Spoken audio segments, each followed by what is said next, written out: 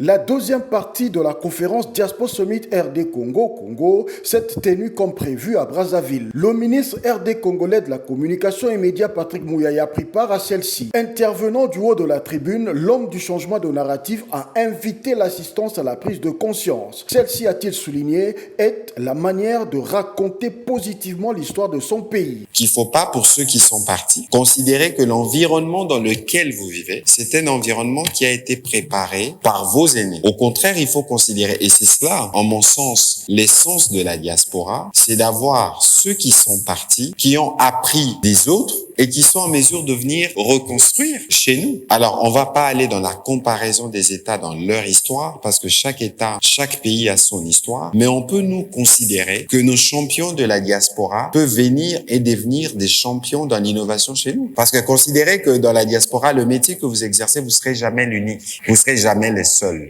Mais par contre, pour certains domaines, vous pouvez revenir à Kinshasa, à Brazzaville et être le pionnier. Et il n'y a rien de mieux. Et donc, il faut que au milieu de tout ça, on se dit, en tout cas, nous devons nous réapproprier nos narratifs à nous et savoir comment on le raconte. Parce que la manière de raconter son pays, la manière de raconter son histoire, fera en sorte qu'il soit plus attractif. Patrick Mouyaya va rappeler que l'appropriation de cette histoire se base à plusieurs niveaux. Dès lors que nous nous approprions du narratif, chacun de nous devient un acteur. Parce qu'il ne faut pas considérer que la grande œuvre de la communication sur le Congo n'est que le travail de Thierry Mungala. Non. Chacun de nous est un acteur dans un contexte où tout le monde a droit à la parole. Les réseaux sociaux.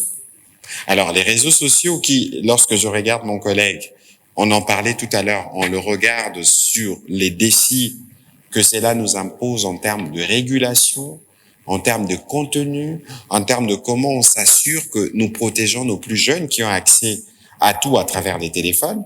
Mais ces réseaux sociaux peuvent être utilisés à bon escient comme à tout. Cet événement dédié au renforcement de compétences et élargissement des réseaux a évoqué plusieurs thèmes, notamment l'autorisation de la femme, l'entrepreneuriat, la valorisation des matières premières, le transport, l'énergie, le sport, la jeunesse et l'emploi.